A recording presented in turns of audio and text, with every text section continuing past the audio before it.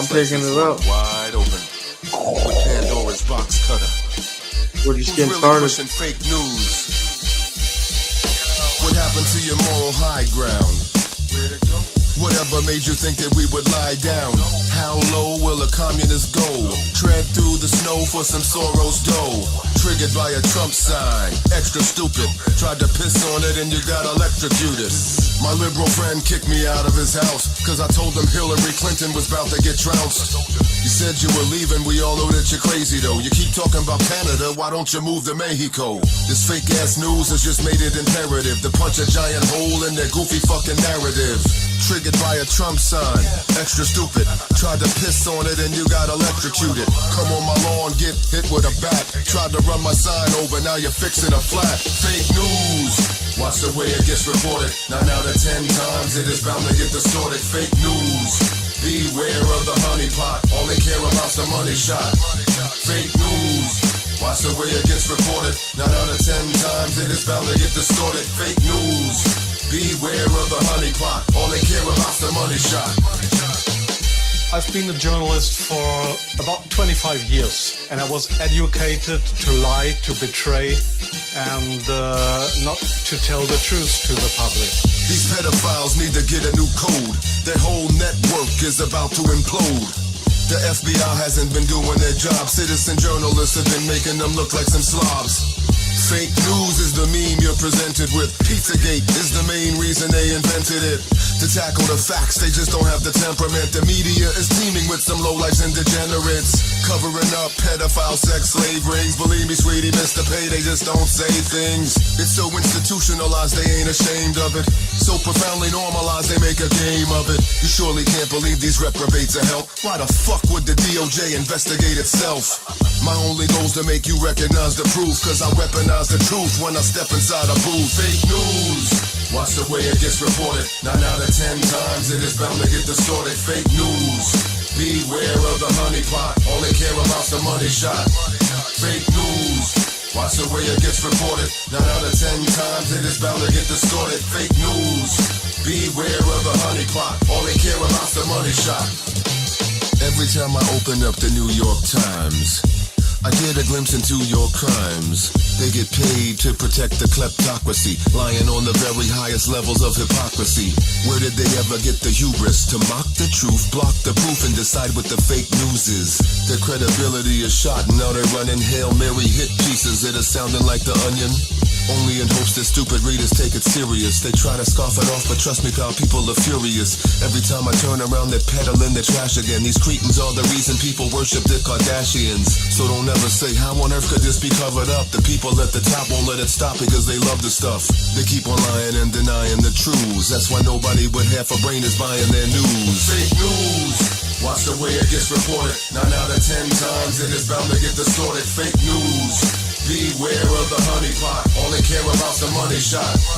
Fake news, watch the way it gets reported. 9 out of 10 times it is bound to get distorted. Fake news, beware of the honeypot. All they care about's the money shot.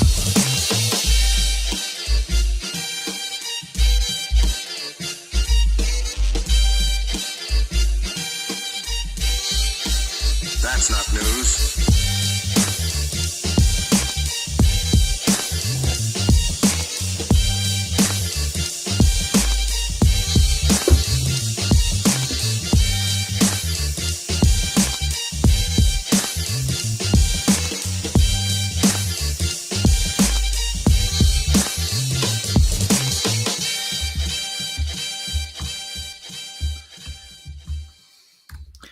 Wow, that was a nice little tune, wasn't it? Yeah. You guys like that? Bumping. Yeah, I know.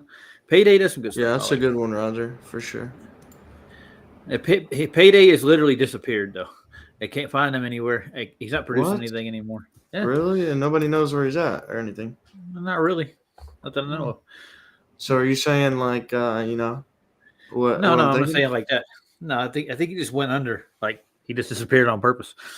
Oh, okay. Well, he started Love talking you about all, 9/11 baby. to start with. Yeah. Go ahead, D. Say hello to all the people in chat right off the bat, man. We got a bunch of people in here. Locksmart, Shifted Reality, Schneider's in here. Hello, Slayer. Don't forget Four Jacks. Yeah, Hello. DeWitt. a bunch of people. Old Mate, Old Mate. DeWitt Straight Laces, I do it. Four Jacks, D-Man. Wow, that asshole. Where's he at? Oh no, Boot Brenda. him. Boot him out. Who the fuck is that? Yeah. Brenda's in here, really? Is Brenda here tonight? I don't know. Oh, Schneider said, Nah. "Fuck off, Brenda." I don't see her. Well, I mean, I him. don't see Sorry. you. But it's good to see everybody. What's up, guys? Good. Carrie. I'm glad everybody. Gary? Carrie Skates. Carrie. Oh, okay. dude, Brenda was here. Somebody timed him out, dude. Oh, nice. Brenda Crates was timed out by DeWitt. Yep, 86,000 seconds. Oh, that's a long ass time. Ooh, wow. Yeah. Good luck with that. All right. Good luck. They'll probably try to go snipe on my channel, but I don't have a link in the chat, so. Okay. They're not gonna crawl in the room that way. Hey, Jim. Mr. Anus is here. Yeah. Because of the devil. Jimenez, what's up, brother? Good to see you. He's right on cue. I have something for him. Oh yeah, this is gonna be a banger, guys. Sit back. Oh, I'm Sit just back going to and start enjoy off. With, this. I'm going to start off with Jim to start with. All right. He's got a Mars Walker video I wanted to play. We can chew the fat in the middle. I'm guessing it's Mars. What do you think? Well, it's Mars. Yeah, it's what they call Mars. Let's put it that way. Let's check it out. All right. Ooh, I like the build up.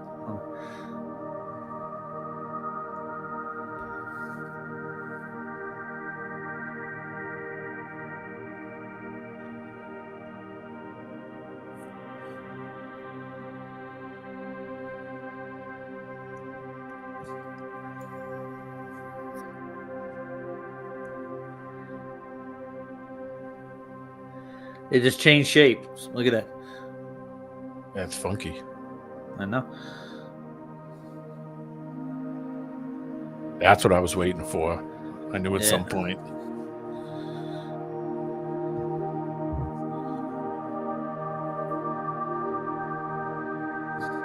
That is wild how it does that. It almost has like a water reflection.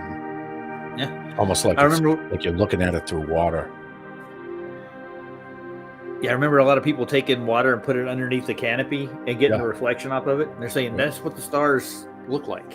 And I'm like, okay. When I was younger.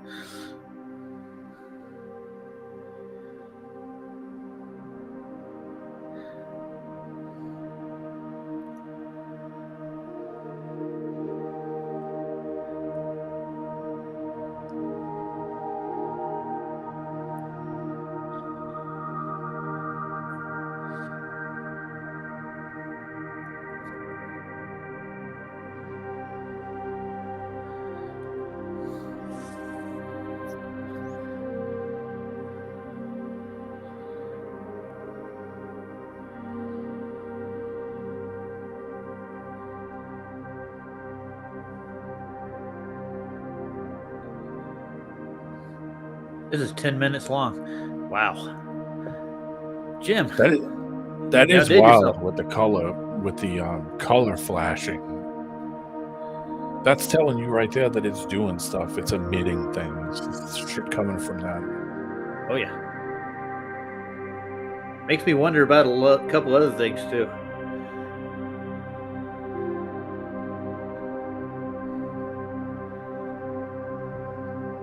Almost like it's pointed right at him. You know what I mean? See how it has the rings around it with like that center pole, the one we saw from Mikey. And it almost looks like there's a tower in the middle of it with rings around the base of it. I get you. I got to get rid of somebody, I'm pretty sure. I think I got a troll in here. His name's Randy Moore. I have no idea Randy Moore, but he's using Vlad's picture. So. Oh, really? Yeah. Yeah, put him on. It's done. Change your picture, Randy. Yeah.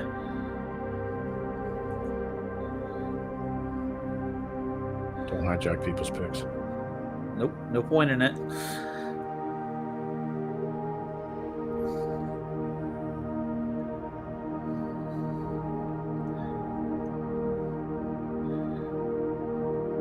It almost does seem like they're kind of close when you kind of realize it.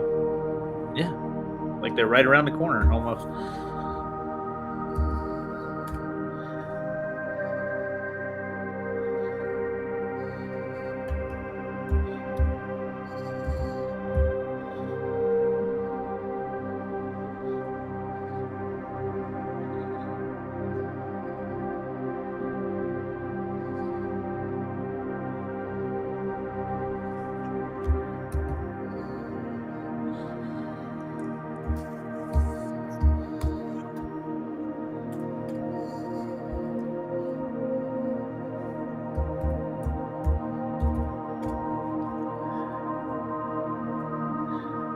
Good choice of music. It's almost putting you in awe with in sync with the star itself. Yeah, it's pretty cool. It is. Oh, wow.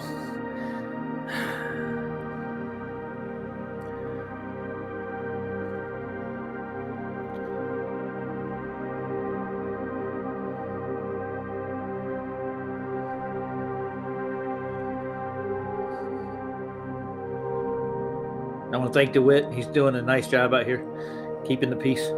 Yep. And the picture was Eddie Murphy, not Vlad.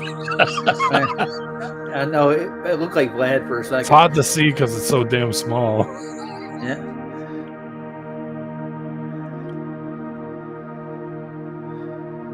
We're sorry. Come back. No, don't leave us. I'm guessing Ryan's having technical difficulties. We said he was going to go for a walk. Yeah, but he was hooking up to the Wi-Fi, so you could go for a walk. It's all right. I'll come back.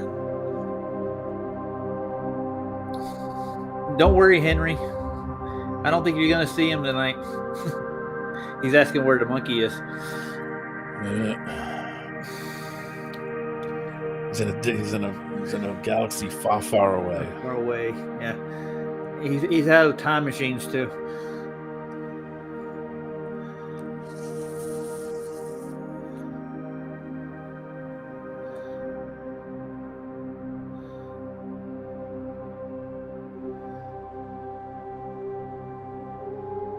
Think we should start off with the Glow Busters after this? Yeah, I think so, because it's got a little. That's going to take a little. It's not crazy long, but it's got a little bit of a. It's got a little bit of time because we're going to have to talk at certain points. I'm sure we're going to chit chat. Yeah.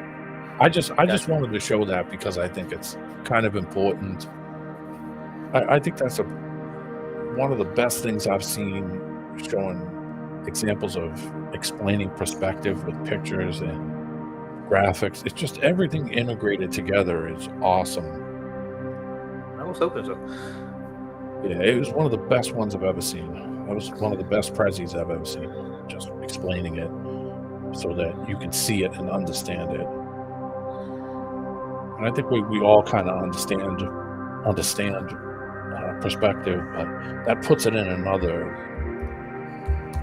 The visuals kind of do it for me. It's like the icing on the cake. Yeah. Yeah, man. That was. I mean, cheese on the pie. Yeah. Oh, everything you could think of. It went further than I knew. That's what I want to do. Go further than I know. Yep. Yeah.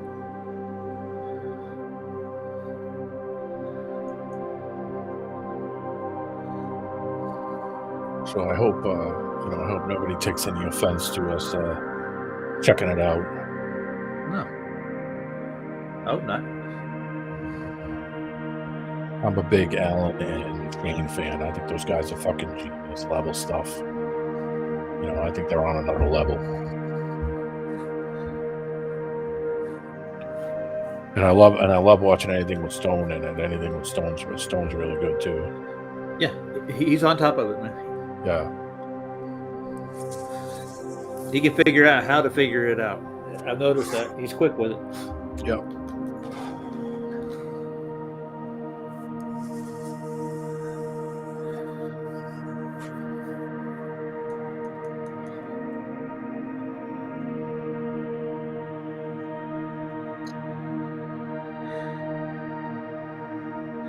This took a lot of time to do for Jim, I bet.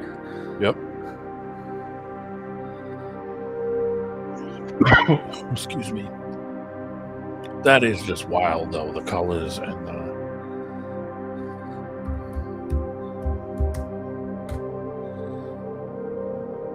Oh, I should send Cubby a link.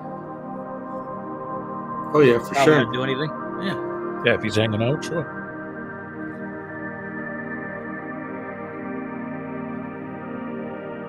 He'll be up. I think he did. I think he would dig what we got coming up. I hope so.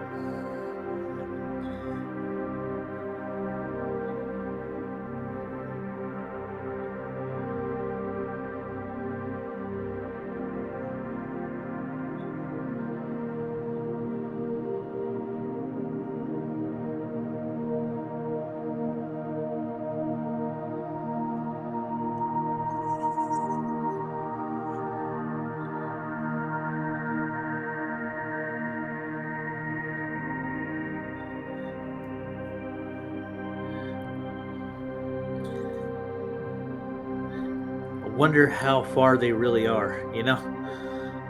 Yeah, it's. I don't think it's the distance that they say they are. Oh, no, not at all. I think they do that on purpose so it seems impossible, you know? Yeah. That's why I kind of like Mikey's stuff, because Mikey's stuff kind of shows you that,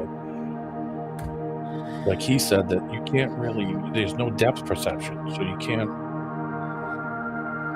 really figure out what's far away and what's not. It almost seems like it's all at the same level, you know, like if you put it on a wall, or you know, or put it on the roof of a planetarium. You know what I mean? Like it almost seems like it's at the same level, no matter what you're looking at. True. I remember the planetariums when I was a kid, man. We had one down at this museum called Bud Shield, and we used to go down to the planetarium. Oh boy, I think I got another one. Oh, he said he's from Montreal. Let's see. Yeah, Lima. Group Soup. Never heard of them. That's cool. Welcome, group. Hey, group.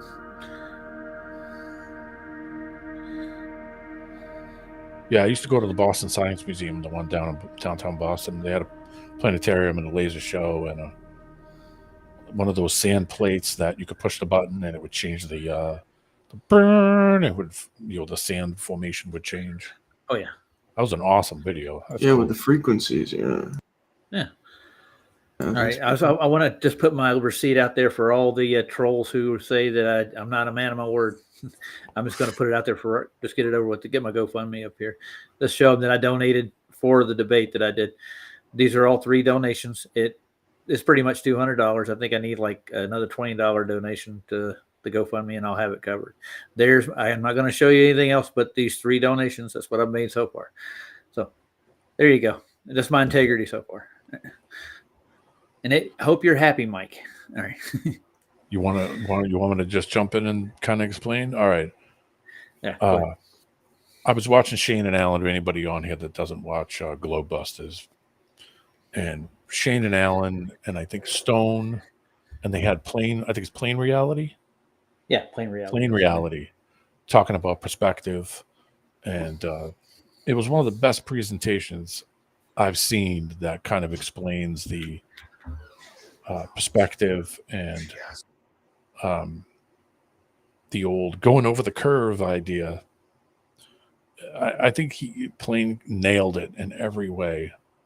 So we wanted to kind of watch it, and we'll stop it here and there and then talk about what we're seeing at certain points. I mean, I don't think I can say anything better than what those guys are saying, but I figured at least we could watch it and do a reaction. You know, we could see what the chat says.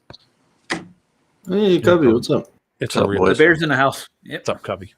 Go ahead. I was listening. Go ahead, man.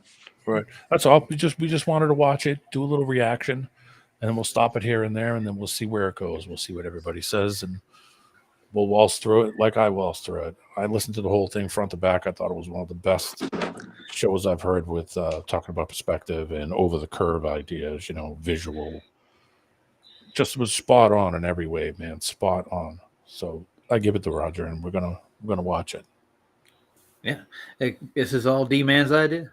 Yeah, it was a goodie. Well, just because of the data on that, you know, just the information he's given, just the presentation itself was killer. I'm going with my gut. I'm going to say D-Man's probably on the money. It's a good What one. I'm saying. Yeah. Well, ladies and gentlemen, without further ado, here's Globebusters. Yeah, we're going to review. Please don't sue us. I'm just kidding. It was a great one. The guy they had on there was dynamite, and it was like, even they were like, wow. It had great graphics. It had great pictures, great examples. Else's $5,000 challenge by not seeing a jetty in the distance. All right, But he did it lads, deliberately. we are live. Welcome to Globebusters season 14, episode 10. Tonight we're joined by Plain Reality, otherwise known as Paul. He's our man in the field in Australia, making the observations down under or over under, however your coordinate system preference is. So he's going to be going over some refraction observations and breaking down mechanistically the difference between what the globe predicts and what's observed every single day. Paul, whenever you're ready, good sir. Hey, how is everyone? Fantastic. All right, Making it. Glad you could make it, man. That's great. It's going to be great. Yeah, awesome. Hopefully we can get through this, and I've got plenty more. So this is just like an introductory, really, to what I have. It should be probably about a 2 or 3 part series, maybe. And by the end of it, we'll have, and especially I'd like to actually work with you guys and maybe anyone else out there, and we can design an entire model from this. So we'll, just need people with more mathematical skills and smarter than myself to actually get through it all. Looks directly at Shane and Stone. All right, let me blow this up. All right, I got you on the big screen there. You got me on the big screen at the moment. Mm-hmm. Oh, quick preface. So the thumbnail, you got the Globers already riled up. They were wanting to know the locations of the observer in the thumbnail. The thumbnail is completely unrelated to anything Paul's going to be presenting. It was just to demonstrate refraction. Trigger mode engaged. I love it. They totally triggered. Well, I'm in South Australia. And the areas that I look at, I didn't actually put them in this one. I've done them in other presentations, but this area that we're looking at here right now, you can see these. You can see my mouse. You guys can see my mouse? Yes, sir. Cursor? Yep. So these houses here are at an area called Port Noarlunga. And then what we can't see at the moment down here is an area called Curfew Point and then O'Sullivan's Beach. Now, I just put this in because I just thought it was nice. So just while we're going through this, so the horizon, basically I'm just saying it's just perspective, and it's just basically perspective that we look through refraction. So everything obviously that we look at through the eyes of perspective, and we'll go over that later. But it's only going to be a short thing on actual perspective, but there are certain parts of perspective that haven't actually been described before. This is an interesting one. We watch the horizon just quickly move. This is just something that I just thought I'd just quickly throw in there. You see the horizon was at this boat, and we see it moving here layer by layer by layer as it goes through the inferior mirage. It's not something that I wanted to keep on there. Now, I'm going to say the word perspective a lot, so this is a trigger warning to anyone from the globe, because we know they really don't like perspective very much. It's something that really triggers them a lot. So I'm also going to say the word horizon a lot, which is something that many of them don't really understand properly either. Another mutually exclusive ball word. Got it. Okay. You taking them all? Yeah. Perspective is something that they don't really understand, considering it's always described as being over a flat plane. Now, I always give props to the people that came before. So anyone who doesn't know these guys, make sure that you go sub to them. They all do some great work, and Phuket Word has done some. I want to say, yeah, I'm subscribed to all of those. And if you guys want any recommendations, Pablo's Dog, BSLM 69, who else was on there? Health and Carmody. They're really good when it comes to observations. And don't forget Sky Free. They're really cool. Anybody got anything else want to add to this so far? No, I'm ready to go. All right. Some excellent work on perspective. So head over there, sub to those guys. How would you say his name? Phuket. Okay. All Yeah, right. that's how they say it. Phuket, not Yeah, fuck it. is that Vietnamese or Thai. Thai? Oh, there it is. Thai culture. Got to pay attention. You're right. Yep. Phuket is Thai. Yes. Okay, so the horizon, according to the globe, what is it? Why is it there? And where is it? Well, let's get rid of these two because they're just ridiculous. But the other one, so the horizon is the apparent line at which the sky and the earth or sea meet. Okay, that's pretty basic description of it. In drawing, the horizon line is a crucial element in perspective. It represents the viewer's eye level. Remember how no one seems to think that it goes to eye level, but it's always been recognized as being at eye level. It's only just recently, since this whole flat earth thing, people started losing their minds. It represents the viewer's eye level and is essential for creating the illusion of depth and space in a 2D image. Now, it's not only really creating the illusion of a depth of 2D image, it creates your depth in a 3D image of everything that you actually see. So everything that we see in perspective, and we'll just go over some real basic stuff to do with that. I don't really need to keep reading that, but so if it's not this, because this is what they try to tell us that it is, this is the horizon as they look out, and for some reason this guy's looking down, then what is it? And what's up with this meme, guys? Because we never look down at the horizon. And I had a good conversation with Jesse, actually, over Discord. Is that even possible? How did you manage that? Holy, good? Really? You got the right adjective there. You sure? Yeah, that's funny. That was. But yeah, I had a good conversation with Jesse, and he was trying to say that we do look down at the horizon, and I'm like, well, your actual footage even shows that you can see your horizon line was 28 feet above eye level, and your horizon line was 20 feet below horizon level. Touche. So eye level. So it's like it can be slightly above, it can be slightly below. That's just how the horizon is. Now, here's one that I've shown before. You know, this is the horizon. This is the horizon line, or eye level. It's just always been there. It's always been known at eye level, because when you look out, you look straight across at the horizon. And I always like this one because it says it doesn't matter if you're peering up or down, the horizon line remains the same. It is flat, like still water, and is at your eye level. The change I would make to this image, if you can get back to it there, sorry, Yeah. is that I would drop the sun right where about the Z is in horizon, right? Because that's what happens to the cloud deck when we're looking at a sunset or a sunrise and it's hazy in the distance, that it actually cuts through more of the water vapor than the ambient light does. So it makes that shape appear underneath the sun as with proximity to the actual horizon, if you know what I mean. Yep. I've got some actual really good videos of the sun. I bet you do. Can't wait. I don't have them on here, but if we have plenty of time, I can show you an incredible green flash one that I got, where the sun was actually green flashing for about, I think it was 4 minutes before it went down. It was already giving me green flashes. It was just completely giving me green flash by green flash by green flash. Did about 10 of them. It's pretty crazy. But anyway, so this is what I'm putting forward, and I'm going to put all the evidence towards this. So the horizon is what I'm calling the dividing line of perspective. The horizon is the furthest visual point where you can see the surface. It is the furthest visual boundary where the sky appears to meet the ground or water, and where all visual paths converge to a vanishing point. It is where convergence ends and divergence begins, and it's going over it's the curve of the where earth. Divergence begins. That's a look. It's and going I'm going over to show the you curve. that. Now, we've all seen how I originally showed it, but I've now gone out and got all the evidence to show that what I said actually happens.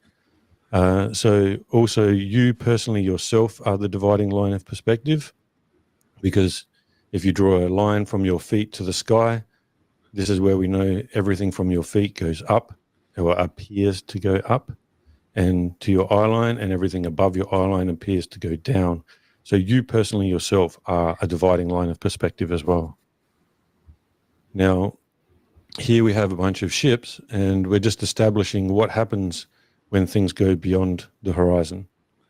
So when something moves away from the horizon, because this is how we have to describe it, okay? So when it's moving away from the horizon, it appears to drop and disappear from the bottom up. As it moves towards the horizon, it appears from the top down. So this will happen all the time, every time, no matter what you ever see. Eventually, things will disappear. When it goes And over as they that come back convergence towards point, you, Roger, they will appear Yeah, hold from on. the top down. when it Go ahead. goes over that convergence point, when it's going away from you and goes over the convergence point, it's dropping down. When it's coming towards you and goes over that convergence point, it goes from the opposite end. It's almost like it's tilted. If you made like a shallow triangle, you're hitting that point, then you're going over it, right? That in the visual realm, meaning when you're looking at it and you're seeing it do it, that's what it's doing in your vision. It's completely optical. Yeah. As far as like, it does one thing going away. Then as if it turned around and came back at you, it would just do the opposite thing. And then when it goes over the convergence point, it's because of your perspective, it's changing. So it's kind of freaky when you think about it. It's almost like it's going over a peak and then just angling back down again. It's not disappearing up over a curve. The idea is almost like if you took a triangle and narrowed it and flattened it out a little bit, just made a little hump in the middle. That's kind of the idea of if you were seeing it from both ends. If you had somebody from one side, from the other, as it's going up over that convergence point, and you have somebody looking from the other direction, you're seeing what they're seeing when it pops back over, and now you see it. It's doing the exact same thing. So that convergence point is cool. It's just that point where it's converting. It's going out of the view. Somebody on the other side is seeing the same thing on the other side. It's wild. You wouldn't see this on land unless you're on a desert, really hot, humid day. You would see something like a long road or a desert road. Where it gets the vision is weird, man. I'm telling you. Yeah. Right. We had a visitor, Drunk Debunk, was in here pretending to be like a flat earther a second ago. He missed Look at him. I know. He's gone. Bye bye. All right. You back to it? Yep. All right. As they move away from you, they will disappear from the bottom up. Now, interesting little fact: most of these ones here. These ones here are all from 20 feet. And I couldn't find any other flat earthers that have done these sort of GIFs. So unfortunately, I had to use Wolfie, and I put Matthias in there because I thought I wouldn't be too biased. So these ones here are all from 20 feet. This one here is from 2 feet. This bottom one here, I was at 2 feet, and this was about 22 miles away by the time it disappeared. And if you actually look, you can still see the entire ship is still actually there. It's just disappearing.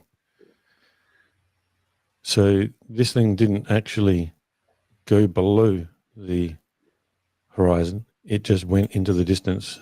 And, just for sig fig, at 22 miles, the 8-inch per square mile fig is what, 215 something? Yeah, 200 miles drop. 200 feet rather of drop. Yeah, and that's probably about 140 foot tall ship, somewhere around there. More than the height of the actual vehicle. Yeah. Yeah, you wouldn't have any. But we can see the entire thing. You wouldn't see anything. You can still see right there, and then right there. The whole ship is still actually there. It's now just gotten so far away. This is where our angular resolution and Eurali's criterion have kicked in there, plus some atmospheric effects or atmohemispheric effects. Well, contrast reduction on the side, sprinkle in. Nothing too fancy, but clearly it's setting behind a ball. Did you say that was 22 miles? 22 miles, yeah. 322 feet of drop. Just to get that straight. Good stuff. Yep.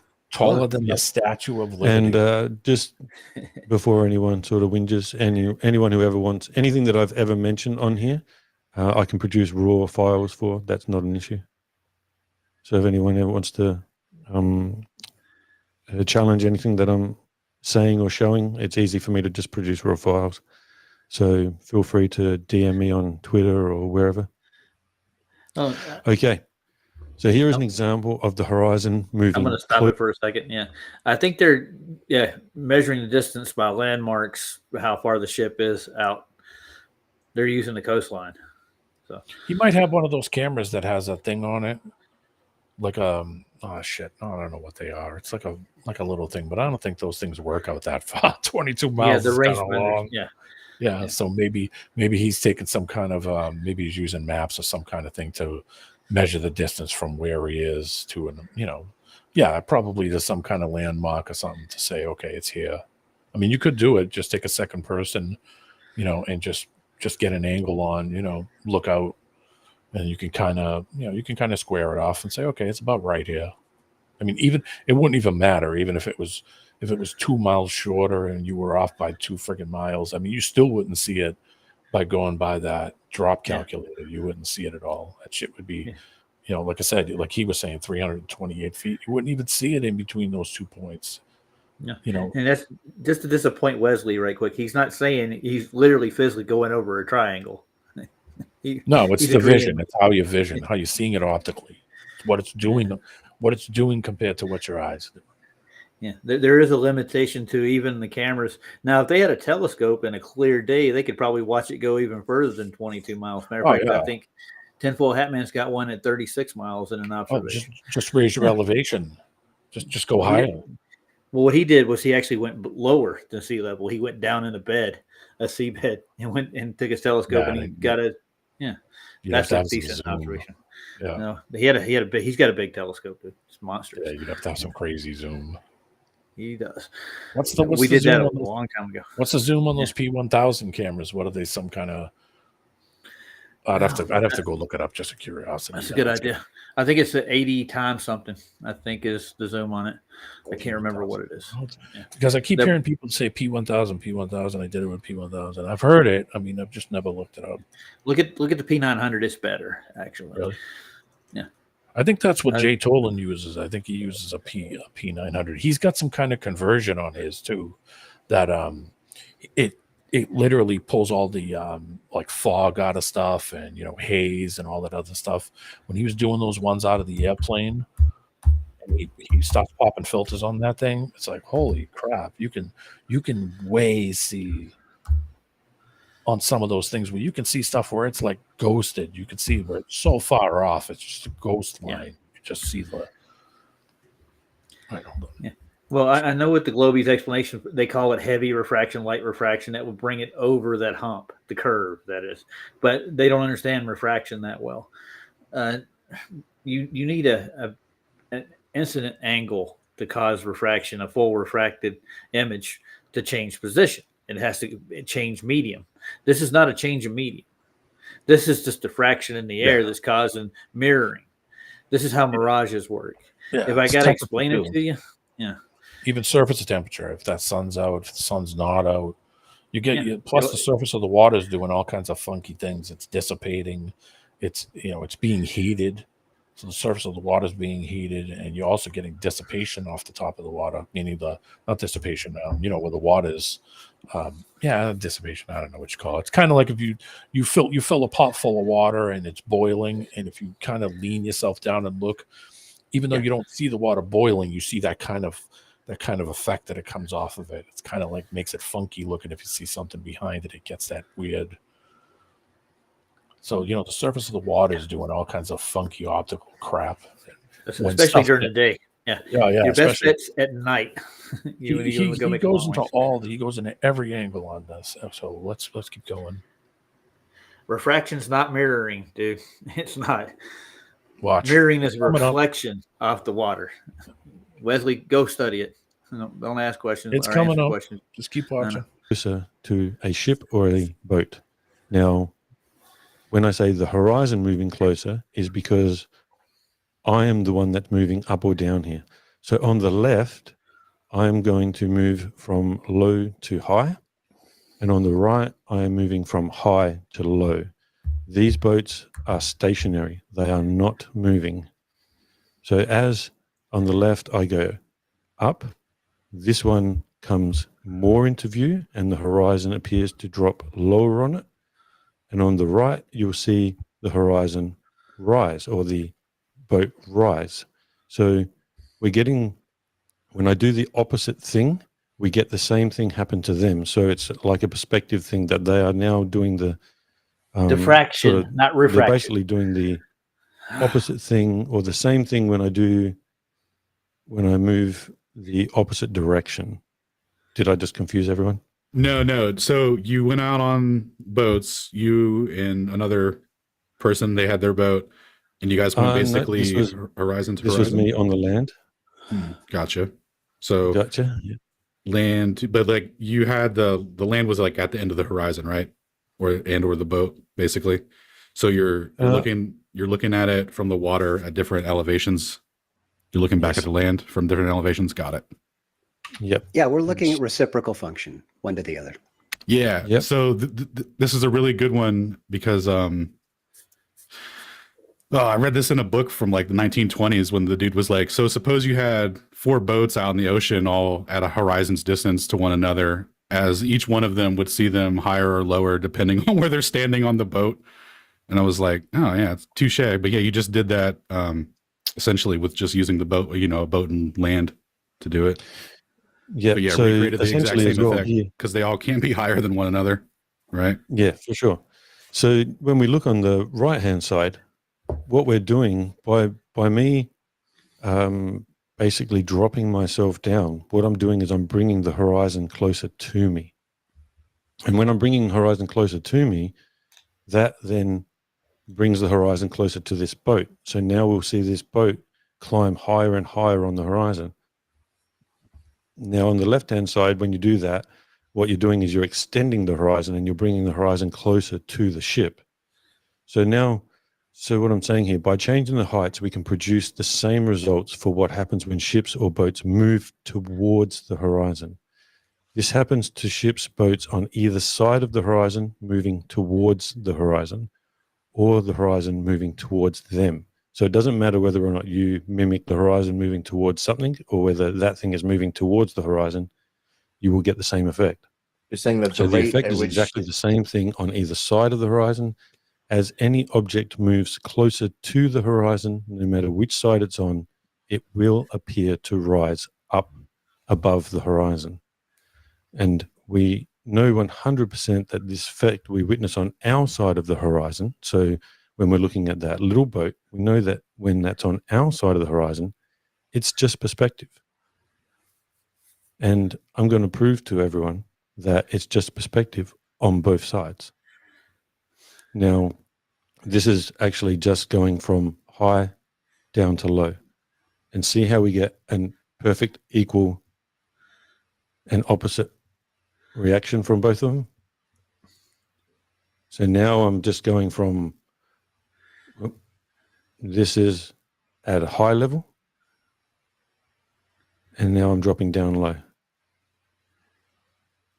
And we get that perfect reaction that one goes up, the other one goes down. So it's just equal and opposite. So if we just look at it like that, this is what we get. Now, when you see a ship move away, now actually I'll jump out of here for a second just so I can do this. And we'll see here that we have this little part of the top of the sail there, which is what we would see. And we have the same part of the sail right here. Now, as this moves towards the horizon, and both of them are moving towards the horizon, both of them are moving towards the horizon, what we'll see is this. We're getting an equal and opposite reaction from both of them. They are both doing the exact same thing. There is no difference between these two things, except that because one is so much further away, it becomes much smaller. Okay, so here we have when just after I did all my other, like my previous lot of presentations, and I started introducing this whole idea, about a week later, I got this little orange sailboat that I caught in one of my cameras, and it just sort of stayed pretty much in range of the camera the whole time. It was just a stroke of luck. And now what we're going to do is watch what happens when it comes towards you. So as that sailboat's coming towards me, so it's moving away from the horizon. So at the moment now it's moving towards the horizon. Now it's moving away from the horizon. And see how both boats are moving away Now from. you can see right as soon as it hits that limit, you can see it in the chop. That's going to cause an effect too. Yep. Yeah. So it's going to look lower toward the horizon. Then the further you are away from the horizon, the lower it will appear due to that very reason. That's one of the main effects that globies don't think about. I don't think they don't take that into account, that the oceans are not still. This is in the ocean, by the way. No, they're moving and swelling, and there's tons of effect on the surface of it. I like his explanation to the horizon without any of that, but that's still part of the effect that you get out of it. On the horizon, and they're appearing to sink from the bottom down, so they're losing. So they're disappearing from the bottom up. Sorry. And as they go back towards the horizon, we will watch them appear atop down. So that's, you guys sort of click on to why I've covered the boat there on the right-hand side. Sure enough. Either side of the critical point. You bet. So just here, basically what I'm doing is mimicking like as if this is actually going past the horizon. So like as if now we'll just cover it up. So all we're seeing as it gets closer and closer to us, it's actually dropping below the horizon. The thing that gets me, Our Roger, visual is it's horizon. meeting We know to that a it's not point. physically dropping below the horizon because we're not. I said the thing that gets me is it's meeting to a point. Yeah. There's a visual point where it's not going over anything. It's just visually doing some screwery with you. It's an optical thing, not that it's moving past something. It's just an optical point. It's just like, okay, yeah, I could see, I can understand it. I could see it and kind of understand it. That's why I thought that was kind of cool to show. Yeah. Well, just to answer, I want to answer Wesley right quick. You're looking at the optical effects of the lens that's magnifying the image, and all you're seeing is what you can see above the chop and the horizon. So it's not going to really appear to shrink that far. But I mean, if you're looking at it with the naked eye, it would definitely shrink very fast. Oh yeah. That's what you're looking at, Wes. Just to let you know. Retarded, and we can see it dropping below the horizon. But the same thing is happening here.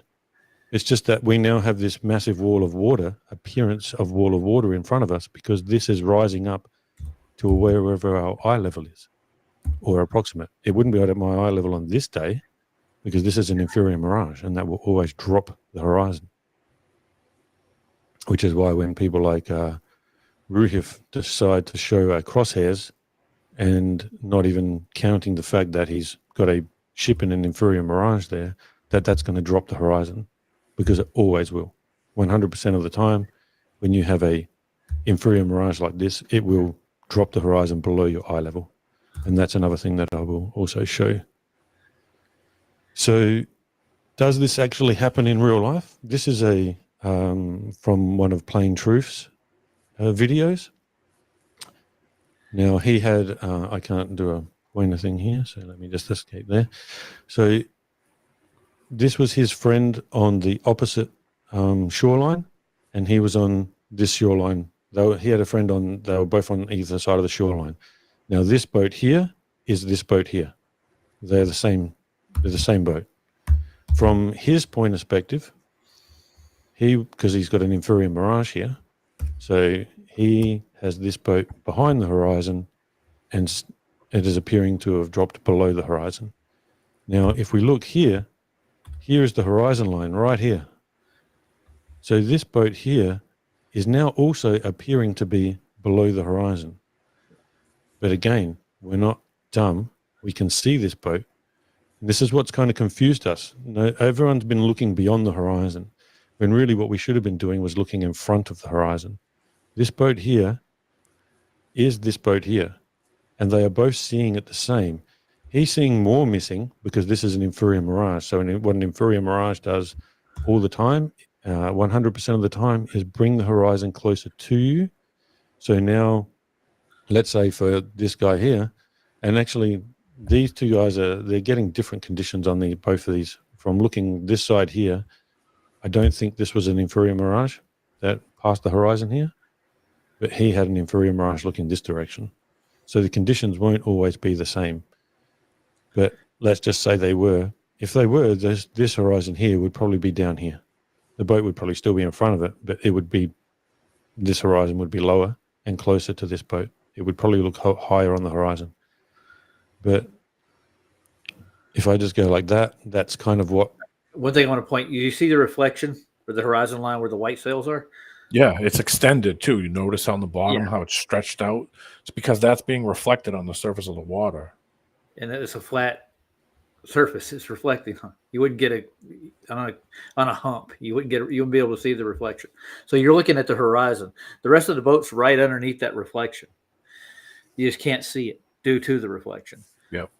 It's bright. The sun is right on it. Yeah. I mean, wouldn't the optic size have a lot to do with it? How small it actually is? I mean, the distance to it. If it's optically way small, like as you could see on the other one, as that thing expands and gets closer, you can see the mirage come up from the bottom of the hull. You can see how it reverses it onto the surface, and then even the stacks on that thing, you can see how the stacks extend. They get this weird stretch out on some areas of it too. As it started to go away, you could only see the stacks, or just the top back section, but it's a mirage in the front of it. As he was looking at it, you could see how it's reversed, like how a mirage would be, and then what do you call inferior mirage? Yeah. So there's probably a way to cut it through that with optics, like a hyper polarized lens maybe would actually cut a lot of that out. You could probably make more of the boat out. It would cut down the reflection off the light reflecting off the surface. You could I would like to see something like that. But I know that night equipment doesn't work. I mean, I know that they have certain nighttime vision stuff that they can use that have different like mode styles. You ever see the ones that are black and green and black and orange? Yeah. And they can reverse it and make it the hot cold or cold hot, where it's like this gray color. I'd like to see them somebody do something on the surface, do water surface on that to see, just because now the sun is taken out of it, just to see if that. Go ahead, D. You know what I'm talking about? Yeah, I do. I'm going to get the monocular. I'm going to get a polarizer and a filter on it. Maybe I can get something that has an option for like heat and night vision.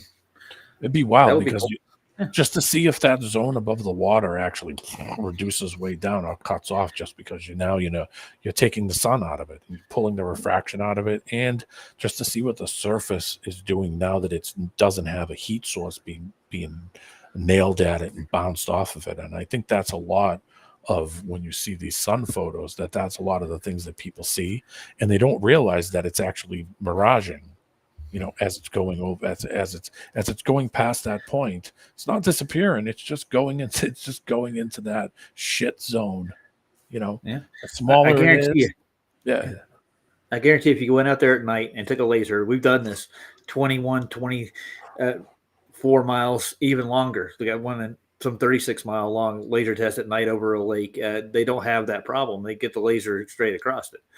If there was an actual hump that you were going over, the laser would run into that before it got to the other shore, right? Yeah. I mean, you would tell, obviously. We saw that Canadian one on the other show where they were going 14. They had two lasers going, one at 14 and one at 28 miles, I think.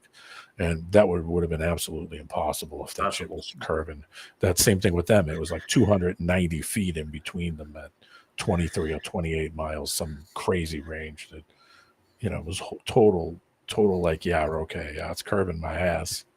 This place must be fucking 10 times the size then. Yeah. Well, McToon says all water, and Greg both have screamed at me. All water curves. No. Jesus. Anyways. You can see how the horizon is actually blocking that. So if we just put the water in there, that's what we'd be seeing. But because we've got the inferior mirage, he's actually seeing this whole bit here is being mirrored from there down. You guys are all up with that? That's all cool? Yep. Looking good. Right. So here's one that I got. Now, unfortunately, it's very hazy for me, quite a lot. But this is the same effect, but we've actually got the two boats. I've got both of them here on either side of the horizon. So this one here is on my side of the horizon, obviously, because we can see the whole hull of the ship. And this one here is on the opposite side of the horizon. And then what people do is they go, oh, what are you trying to say that's what we're seeing? Well, if I just place that little boat there, it doesn't really look out of place. If I just sort of move it over here, let's go like that, we could put this boat somewhere and it would just kind of look normal and small. Maybe not 100% normal because it's not actually in the same color scheme, but it's right there. It doesn't look unusual being on my side of the horizon. So when I've seen plenty of things where people are like, well, what are you trying to say that this is what's happening? You know, well, this is where the boat is. Like, yeah, it's exactly what's going on. Because when we look at that, that's all it is. They're the same thing. But now we just don't see the boat on the other side because the horizon's in the way. And once it goes beyond the horizon, as due to perspective, because all of this is perspective, we see a little wave down here, a little wave here, everything rises up to the horizon. Once it rises, it now does the exact opposite thing of this, and the person on the opposite side of that has perspective going down. They're just looking back. This is me looking to my left. If someone was on the other side of that horizon, they would be looking to their right, and they would just be seeing this perspective as well, the horizon rising for them, and then that's what they get that. But they would be, for them, on the other side of the horizon, they would be looking at this. Roger. It would look the opposite way. Yeah. Hold on. Now, when we look at the horizon, we're looking at the horizon and the sun's going away. And where I'm seeing the sun hitting the horizon, I can have somebody standing there who could have watched the sun, who's looking back towards you, and it's the same exact effect. It's no different. If he turned around and the sun went over him, it's the same effect as he went. If I traveled to where he sees the sun going, and I was there and it was coming at me, it's going over me. So he's doing that. That's exactly the same thing that he's showing. Yeah, showing it doesn't change. Boats. Yeah, it doesn't change. No, it doesn't matter with that horizon. We're looking at over the water, or if the sun going away, like the perspective matter, that everything is going away or coming at you. Everybody's got their own perspective. Yes, Yeah, depending on your eyes doesn't. I mean, look at the little waves closer up to you. They look very large comparably. Like I'll show you. I'll point it out. Well, I bet that chop is probably the same all the way out, but Yeah, because like because it's going away from you. Yeah, but I mean, relative to the size of it, like Yeah. this looks the same size as that boat, but it's further away. Yeah. That is perspective. Things do disappear to the horizon. Yep. Yeah. And there's that horizon line. He's saying basically it's just like it. Once you hit that point, it appears to go down. Yep. Because that's your horizon. Horizons are everywhere. Yeah. Yep. It's perspective, and it's doing the same thing. You know, it's just mirroring what it's doing. It just has a different effect if those two boats were to come at it, if one was the boat to go towards each other and turn around and go towards each other, they're both going to hit a point on that where they're going to be exactly the same. There's no mirage. They're the same height. And then the other boat could go over it and go back, and the one coming at you can come at you, and the effect would be identical. It's identical in both directions. So it doesn't make a difference. It's doing the same thing. It's just it's just that perspective point. It's how you're seeing it. Yeah, I think I got another troll. I don't know. CYGX1. I don't know. He's in here just almost mocking everything you say. Well, it's okay. Yeah. Dude, I mean, if you want to add some good stuff. Dude, you should have seen the guy talking about eating hot dogs with his hoo-ha. Like, what? Somebody said that. Somebody said that. Nice. Yeah. Well, yeah, there are tides too, Wesley. Yes, we agree on that. Yeah. And they rise and lower during the day. Yep. All day long, dude. Yeah, but you can take it out after tides are gone. You can get a clear shot across many. Yeah.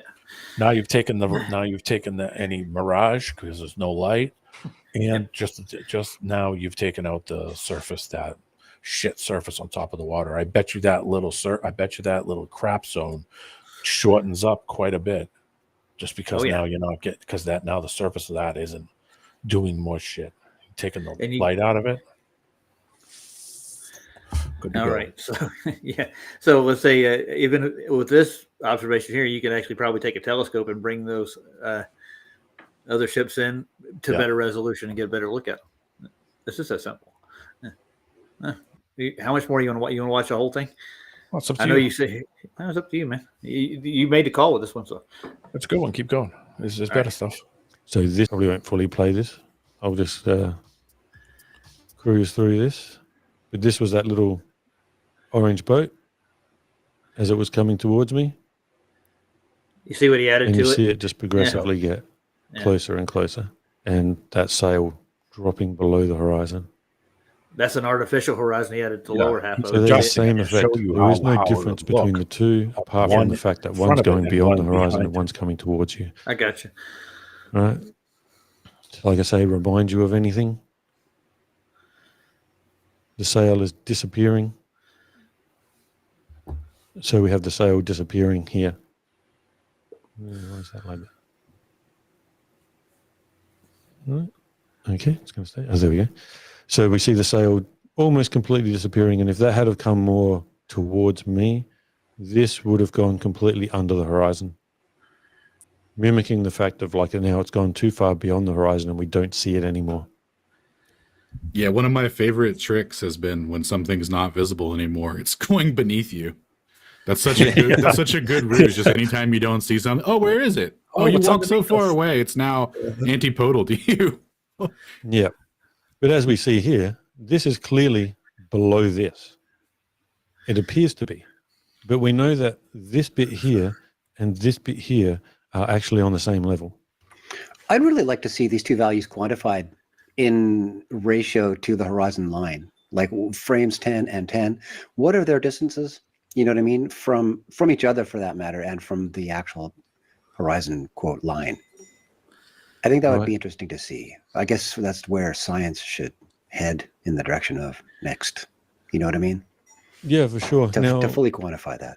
Well, if you were to quantify it with formula, right, this is well within the range where parabolic, linear, and spherical would all be approximated by roughly the same. So even if there is a linear loss from the horizon, as he's saying, then it would closely match 8 inches per. Like, this is how they got away with saying that, look, when you don't see it, it's actually a physical Earth curve at this rate, when literally it's linear perspective at almost the same rate.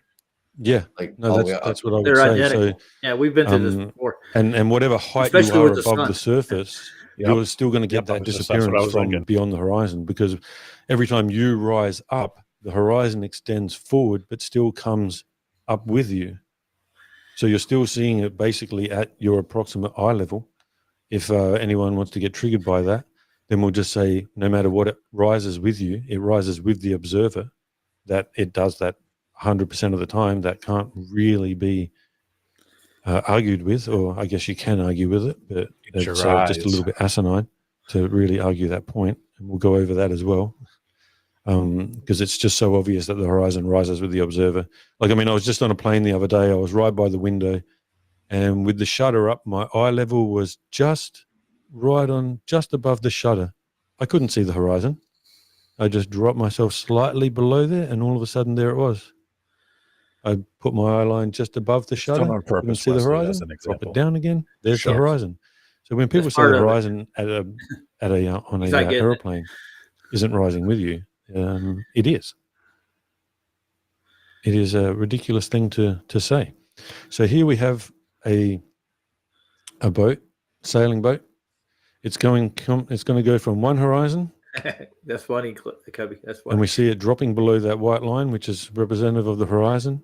And now it's going to go to the opposite horizon. Now, it didn't completely get to the horizon. So we didn't see it fully drop below, because as you can see, if I go to about here, let me get out of there. Okay. I can't do that there.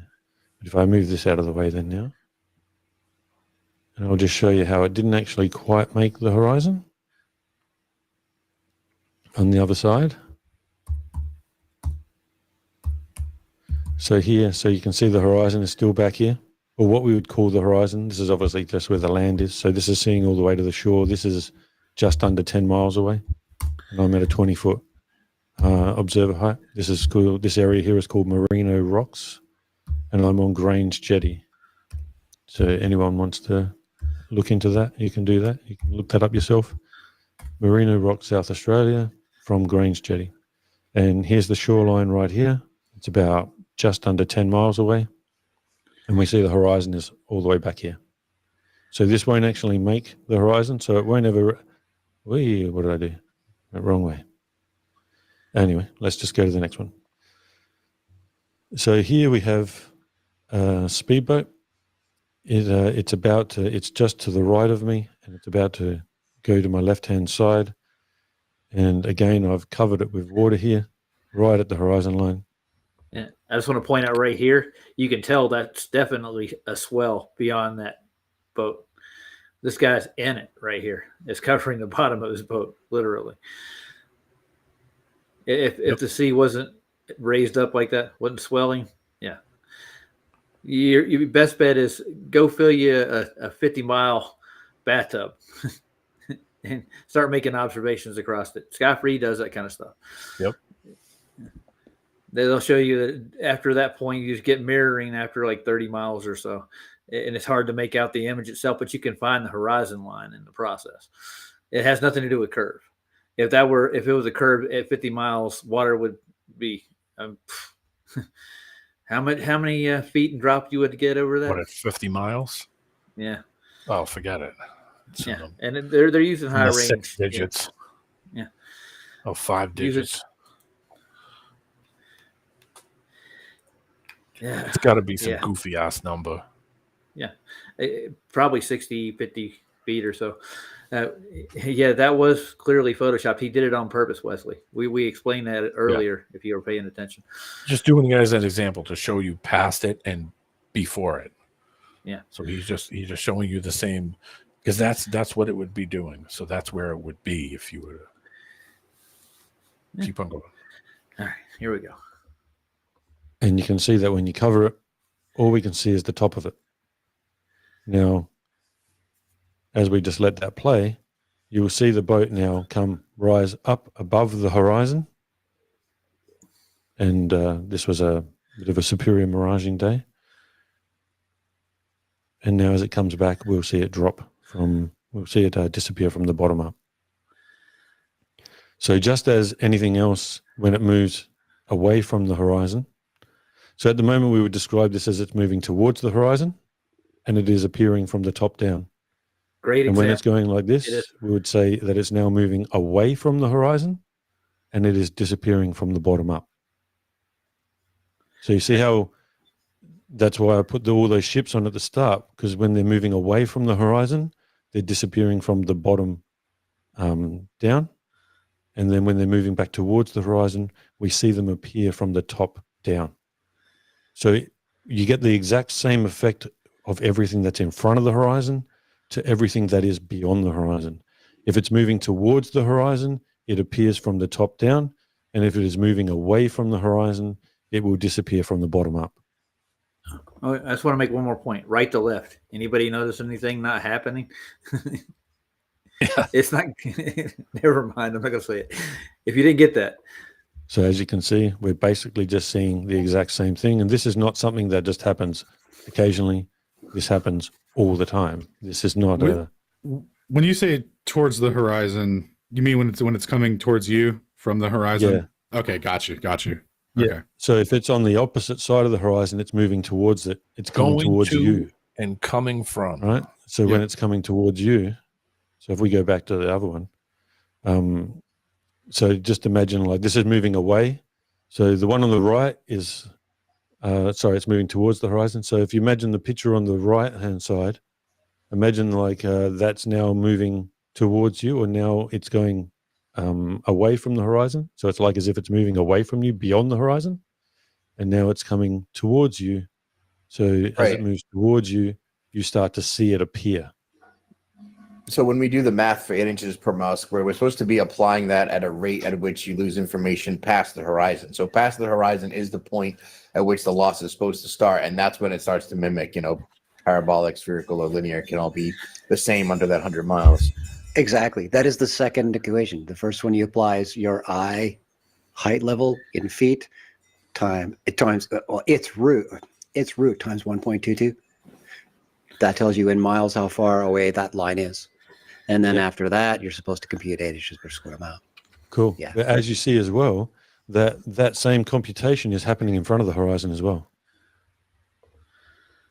So you see how it's dropping below you.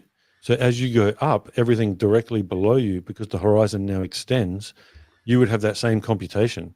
So that 8 inches per mile squared in a way is also happening right below your feet, because this thing here, as it moves, as it sort of gets right to you, it's going to be now right at your feet level. So it's going to be right below your feet. So obviously the bottom of the boat, if you're at, I'll just say 20 feet surface, the bottom of this boat is 20 feet below you. The top maybe is like, I don't know, 10 feet below you or whatever. Maybe this is 10, 12 feet. So that's, 8 to 10 feet below you. As it moves closer, then we'll start to see it. And I want to point out one thing real quick. You can't scale the stars like this. You don't have a distance or a measurement for them. So any celestial measurement you won't be able to calculate it with zero depth perception. Yep. So, I mean, when you want to talk about what evidence, that's what I want to ask the globe. What evidence do you have for it? That's my real question. When it comes to optics, none.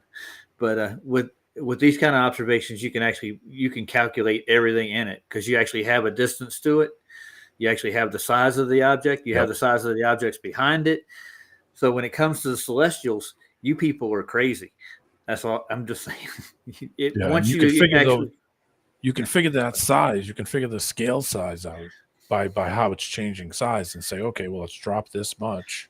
How far would it have to go from here to there to change in scale? So you can figure that out too, even by visual. You don't get that by looking at stars. You look at the star and they all look like they're at the same level. You're like, okay, there's no depth perception in this. I can't even come up with something.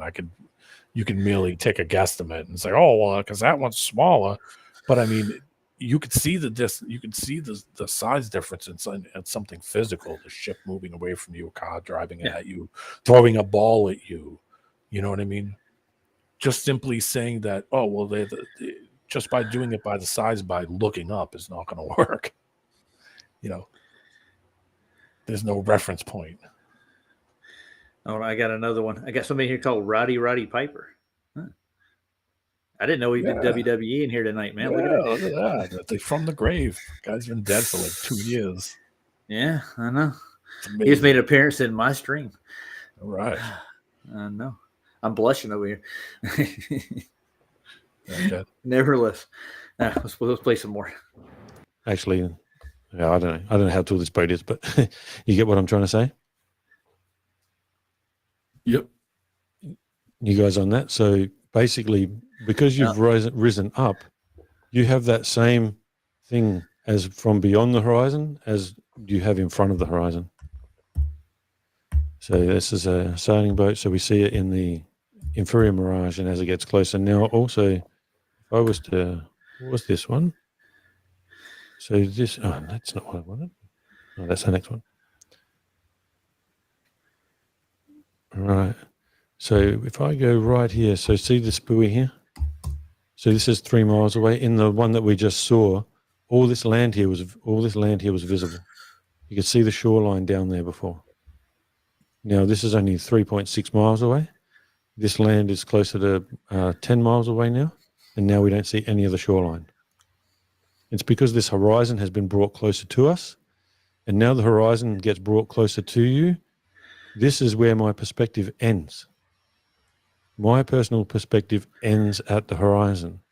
So once something reaches the horizon, it will now appear to disappear once it goes beyond the horizon. And this point changes. And that's why I'm showing this, because here we have this one here at 3 miles, or just over 3 miles. It is, if it went beyond that way, we would see this whole thing disappear. But on the other day, you saw well beyond here, when you can see the shoreline, this isn't going to disappear anymore. You would see the entire thing. Now, as this gets to the opposite horizon, now you'll see it start to disappear, right? So we see this now disappear. This is just purely perspective on the opposite side of the horizon. Now, yesterday I did a little thing where me and a friend were on both of the jetties that I normally go to. So we'll see that jetty just... Did I not put that jetty in there? No, I didn't. Okay, doesn't matter. Let's just skip. Actually, this isn't. But yeah, so here's another one. I'm just trying to put together the case of like, this happens all the time. Now, if that was the actual curve, that's what you'd see to start with. Did you see the boat gradually come over it? You wouldn't have the same effect. It wouldn't look like this, right? Well, it's the idea is to give you the visual of it's coming from and going away. To. Yeah. Or coming to. If they would turn around and be, as they come over that convergence point, they meet at a point where they're at the same level, then one goes over and one goes under. It's not like it's not like it's rolling off and rolling away. That's why I think that whole idea that it's following the curve as it's moving along, it's not. It's just hitting a fucking it's hitting a point, an optical point where it's going into optics at that point. It becomes small. Yeah. It's going into a shit zone. It's traveling away from you. You're getting refraction. There's so much fucking shit involved as that's going away from you. Yeah. Well, the thing, like I said earlier, I mean, you could, if you had something that had clear resolution across that, you could actually make it out better. Like, I don't know what they're using, what he uses for his optics, so that does make a big difference. Yeah, but you'd actually see it coming across the horizon. Yeah. He's got some good ones there. Yeah. Oh. This is not something that it's identical to what we see of everything going beyond the horizon. It happens all the time, every time, without fail. It is 100% thing. It's not like cookies. It's not a sometimes food. It happens all the time. All right, this one was good. Thanks for documenting Earth curve, silly flare for whatever, Yeah. So this one went perfectly to the horizon, almost like I planned it. Turned around, came back, and then went to the opposite horizon. Now, did I put the jetty in there? No, doesn't matter. We'll get to it. What is a jetty? Is this some Australian slang you're throwing at us? Is this a new thing that just came out? Okay, I got you. The pier? You guys, yeah, pier. Okay. The jetty. See, when you kept saying jetty, I'm like, oh, he's out on the jet ski with the boys. And I see you and I see you not on the jet ski with the boys, and I'm like, I don't understand Australia. He's over at the small circulating pool of water somewhere. That's what yeah. I got a question here. This one right here. We just have this person here. How far is that optical horizon at that height? They're on the jetty, right? I can see at least probably 20 odd miles out there, almost just by eyeballing it. What do you think? Yeah. He looks pretty high up off the water. It doesn't look like it looks like he's a little higher up off it. Yeah. Well, the jetty's probably like 8, 9 feet or 10 feet off the water, probably. I mean, I would go to that island in the middle because that's blocking. If you look on the horizon, that's actually blocking it. But I mean, if you lowered yourself into that, if let's say you would have lowered yourself way down, then that island's going to be above it. If you raised yourself up, then that island will be below it. Sure. Oh, I just wanted to say one thing before I get any further. I want to point this out to Wesley, especially. Like, my thumbnail is actually a compressed photo, and you don't see any curve right to left neither. Just I threw that thumbnail out there just to rub your nose in it. He's not even in your chat, man. He's over. I know. He's listening though. He's listening. Yeah, well, I wouldn't even bother with him. He's a waste of time. Yeah. Well, we thought he was going to come in and prove his globe when we did a space thing yesterday on Slayer's channel, and he didn't come in. He was in the chat, but we thought he was going to come over and have a conversation. We're talking about spacesuits and moonwalks. Yeah, he didn't come in. Yeah, the one we were showing with the gloves blowing up. Yeah. Oh well. Steve Bruick, I don't know who he is. He's not a flat earther. He just had to have a camera that was catching all these boats. So I just thought this was pretty fitting. You can see just the sails are all above the horizon. All the little boats are all below the horizon. So you can just imagine that at the exact same distance on the opposite side of the horizon, the only thing that you would be seeing are these little sail boats, like you'd see the top of the sails.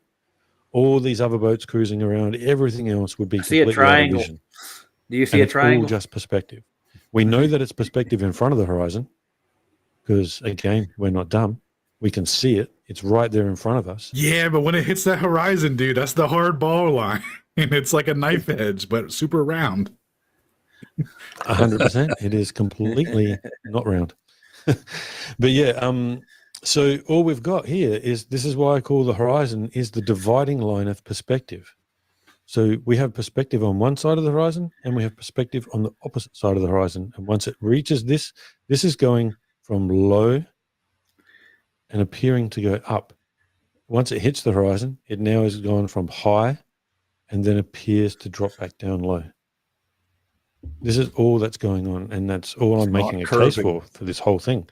That's all this is about. So basically all I do is just block it right at where the horizon line is, and the only thing that we see are the sails. All we see are the sails. We don't see anything else. So this is all that someone is seeing from the opposite side of the horizon. And in fact, they probably wouldn't even see these sails because they'd be so far away. They'd probably be tiny. They'd be like little dots. Yeah. When this plays out, can you go back to the still image at the beginning of this that you were showing? Not that one, the other one. Yeah, right here. So like if you look over here at the island to the far left, and then like if you were to draw a line from that island to the horizon, you know, it would be a much large. It doesn't seem like it would be that much different of a line than the one that's towards the middle of the screen, because if they kind of look like they're at the same depth, but you can see from the distance between them. I want to point out the really calm water and how far you can freaking see even beyond the island. You can see ships way in there too. I got a quick question. Is there any good videos out there of somebody like on a boat, sailboat, whatever kind of boat, going out to the supposed horizon, filming back towards the mainland? Is there any good videos of that? I mean, I was thinking about it earlier. So what I'm going to do is I'm going to look around maybe tomorrow, and I'm going to see if I can find some ones where there's two people. I did it yesterday, Cubby, and I found these guys on a video that almost nobody's seen, because I think nobody was like, wow, I've never seen this one before, where they took two of them across the water and went and did the same thing. They had two people at 14 miles and two people at 28 miles on this lake in Canada somewhere, 23 miles or something. And they did the same thing. They flashed them back and forth. Yeah. And then showed the camera view of both sides so you can see. Yeah. That's why I think it would be important to do a video where you just get on a boat, go out towards the supposed horizon, film back at the mainland, and then out towards the continuing supposed horizon, you know, that's at the same time, and do like a split screen, but whatever. Yeah, that's what he was trying to do in those ones with the artificial horizon. He was trying to show that that's what it would look like. He's trying to show that the aspect ratio of the two ships as they're going over that, you know, that I thought of the same thing when me and Roger were talking earlier, and I hunted around a little bit, but I couldn't find much. I mean, I know people have done it with the sun.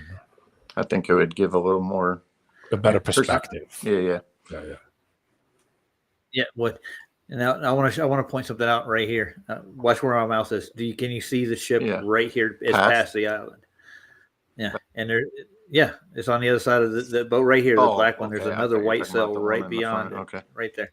You can barely see it. No, and there's 1, 2, 3, 4, 5, 6, 7, 8 other ships beyond this other piece of landmass sticking out right here. And this is a calm day. There's very little diffraction at all that's going to mirror anything or distort an image. So you're getting a pretty clear image, and his optics probably only go so far with this. So you could zoom into all of these boats because you getting backlit. Get them in the sight, and that's beyond getting backlit. So it's not getting it's not getting the creating an interference. It's not creating the reflection from the bottom of the ship on the surface of the water. Yeah. And it's a sunset, as you call it. So, yeah. This would be a good That's a time to good actually idea film. too. Yeah, because you're not getting that mirroring on the water, on the surface. Mm-hmm. Get a decent, calm day and a clear shot. You can see well beyond a geometric curve. Anyways, to the horizon is actually, it's a large distance. That's a Discrepancy. substantial amount. Yeah. But they look close together at the horizon because they're compressed. As that. For sure, there could be a mile in part, between them. Yeah, as part of your perspective. So we went over like that, as everything gets out, it's all like you were saying. You would just see these really tiny sails from a distance, but that's just you're just looking at the other extreme of the effective perspective, like you've been saying. It's just really good shot there because you could tell that there's depth between these two, but you can't really tell how much, but it's significant because when you look at the horizon where it is compared to that, it's actually above. It looks like it's above the island, and we know that the water is not above the island because then the island would be underwater. Exactly. And also, when people draw perspective grids, and even the ones that I've drawn, no one ever really draws them correctly because this island here, it's probably only maybe a kilometer away, half a mile. The next one is probably like 2 or 3 miles away. And this horizon here could be 10, 15 miles away. Yeah, it's out there. From here to here, could be right? Like 12 miles. Yeah. This little distance here. So when you, like I asked Chad, that was like, funny. When we're looking out towards the horizon, what's the ratio of how a perspective grid should really be drawn? And literally like 80% of this to 90% of this should be the first like 1 or 2 miles. So if this is 15 miles, the first 80 to 90% is the first couple of miles. The rest of it is all compressed into that little part. Yep. Which is something, and that's why we get angle compression. And also, down. That's what it is. When you have a further out horizon that's closer to you, due to say something like an inferior mirage, over that distance, you can't. And then when the horizon gets pushed further away, bring yourself up, and then now you see an extra 10, 15 miles, whatever it is. That's all getting compressed into that tiny little section, and that's why we get full compression, because your entire perspective of how you see everything has to change, because now you're seeing further. So when you have a 3 mile horizon, I was just graphing that in my head actually, and what came to mind as a parallel is the time dilation effect with velocity. Yeah, right. V squared over c squared. It's that sudden for so long, and then that abrupt at the end. You know what I mean? The ratio is very similar in terms of curve. Yeah. Shane used to have some great like the logarithmic scaling for optics for distance. Like there's like that linear portion, and then as you get further out, it just takes off.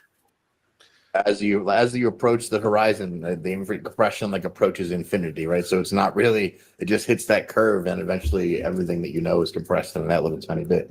It's a tough thing to explain. Yeah. No, it definitely is. Now, I wanted to just check, is perspective a law? Because it should be. It should be a law, because it's something that happens 100% of the time without fail.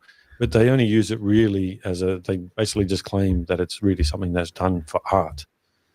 But it's not really just done for art. It's how you see the world.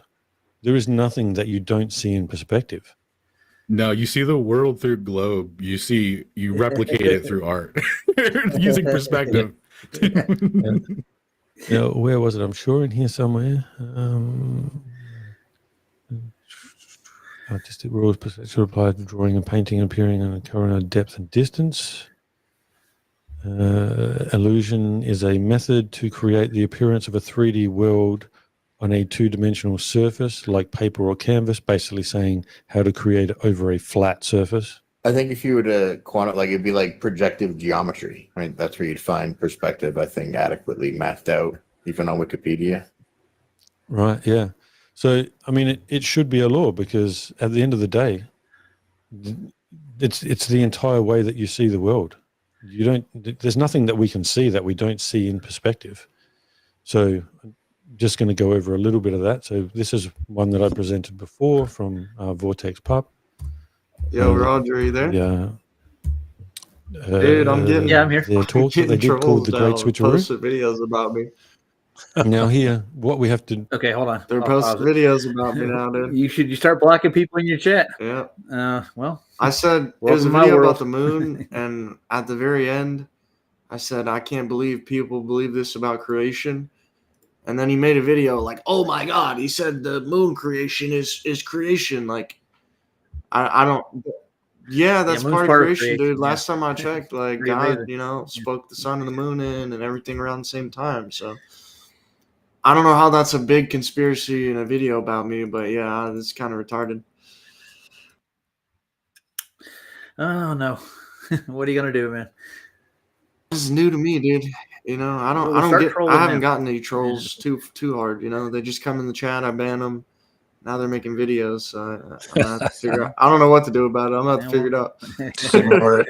Just ignore it. Yeah, Dude, I you're watched somebody made a creative. video about you, Cubby. It wasn't even that bad, honestly.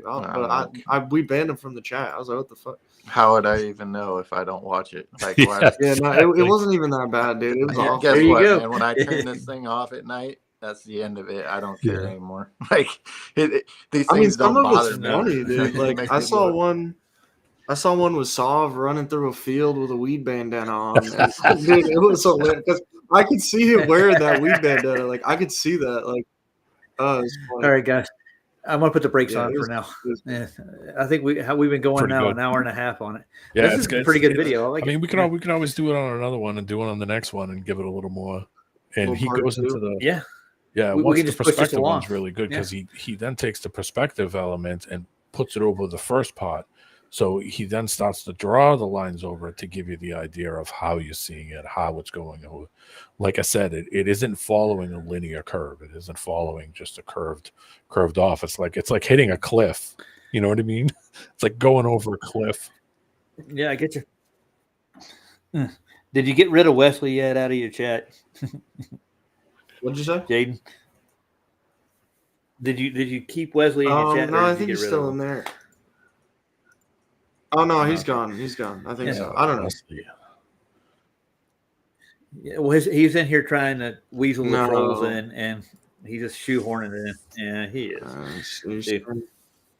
His job depends Of on the course it globe. does. Yeah. I promise Yeah, you. well, I think all that stuff does. I mean, in general. What do you have to say for yourself, Wesley? Oh no, there's Well, the here red it is. ghost Again back, on I think. jeez, dude. Well, here's Yeah, They're they just make a making new alts, channel, yeah, dude. like, That's all what they the do. hell? well here. I mean, That's the at video. least let me tell you this: if you're gonna pull up on your stock account, at least drop a like every time you come on a new account. That's the Yeah. least you can do. Shit.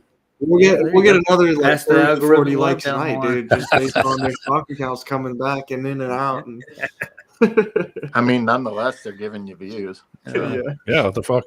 You know? Oh yeah. You That's know, I on don't- you. Well, I'm not doing it for the I views. know I'm you're doing it to not. pass I'm the just information saying that. along. I That's mean, what we're if trying to do. if that's what you're doing, if that's what these idiots are doing for, Yeah, hell yeah. Thanks. Like and Well, subscribe. the Right. likes Yeah, they do are. help get the video out Right, there. yeah. It does help get the Like, information. subscribe, then quit, then do it again. Yeah. Yeah. Over and over, and change your name and your face and everything. Don't be a person. I Be a threw a video troll. in for them too, so that way everybody's covered. I threw one in there too. Oh, cool. That was the one from Oh, look, the they're other back night that we again. played on Oh no. last show. That was a pretty good one. You Well, love yeah, that I mean, shit, though, just I can tell. because, listen, it just has Yeah, more shit to it.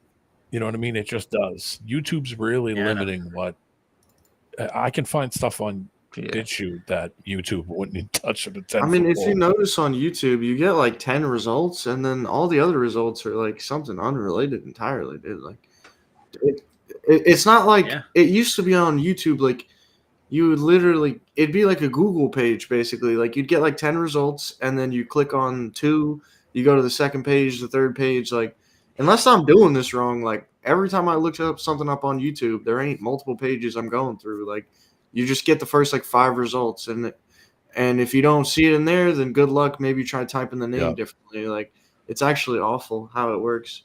On some channels, you could type the whole name in and get all the way to the last letter, and it still won't show it. But if I put the last letter in, then boom, it pops up. And it's like, hey, it isn't that unspecific. Jim came in and deleted Wesley, and oh my gosh, dude, the whole chat is just all his messages deleted. Oh my god, It's the entire. That's Jim for you, dude. Well, welcome to the anus. That's what he'll tell you. By the way, that's who deleted Wesley and out of my chat. So. Oh, really? Sweet. Is that like welcome to the Jim's jungle? a super mod, dude. Yeah, he is. Yeah. Super mod, yeah. 100%. Keep Summer safe. D-Man's a super mod too. Oh yeah. All right, let's check out the Neo. What is it? Neo Human News. Neo Right, Human cool. Eve. I found this one. It's got Oh, Russian. yeah. What do you call it on the bottom?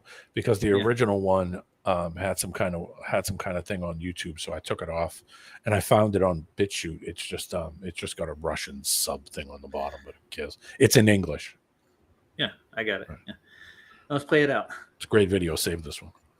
What if the reason you've never questioned it is because you were never meant to? What if the shape of the world wasn't taught, but programmed? And what if, the moment someone does question it, everything shifts? There's a reason people find this idea absurd, because a lie this big doesn't feel possible. But that's the trick. The bigger the lie, the harder it is to see. Not because it's hidden, but because it was made to feel normal. You can show someone the lie, and they'll still fight to defend it. Not because it makes sense, not because they've tested it, but because it feels safer than admitting they've been lied to their entire lives. This isn't about evidence, this is about identity. When someone hears level Earth, their reaction isn't usually critical thinking. It's a reflex, mockery, rage, sarcasm, instant rejection. They're not evaluating, they're defending. What they're defending isn't the globe, it's themselves. Or more specifically, the version of themselves that was built on belief. This is the globe spell. It's not science, it's not proof. It's a mental program installed through repetition, authority, and emotional conditioning. It was never about discovery. It was about obedience, consensus, about conforming to a worldview that never asked for your permission. Most people didn't choose the globe model. It was given to them in childhood, with cartoons, logos, movies, and textbooks, before they could think critically, before they even knew how belief works.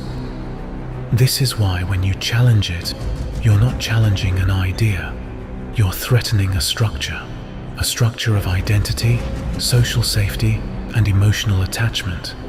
And that threat activates defense mechanisms. Mockery is a mask, sarcasm is a shield, rage is a firewall. They're not thinking, they're protecting the system.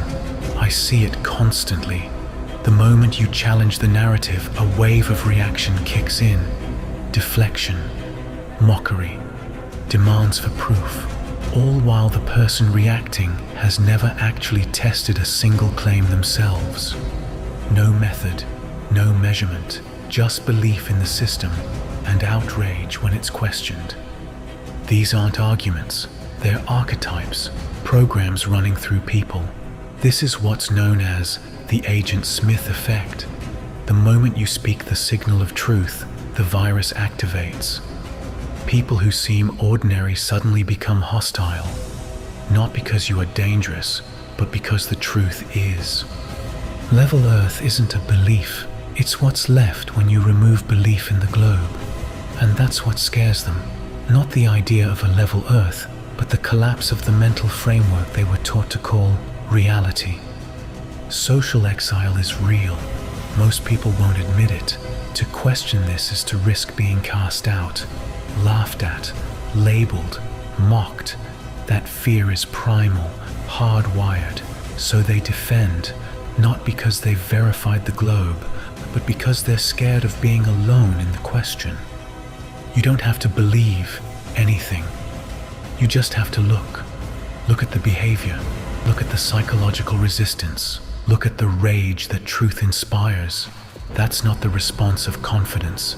That's the reaction of someone under a spell. Real truth doesn't fear questioning.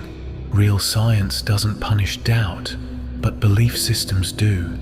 This isn't a call to persuade, it's a call to see, to notice what happens when someone's worldview is threatened, to recognize the defense patterns for what they are: ego, fear, programming.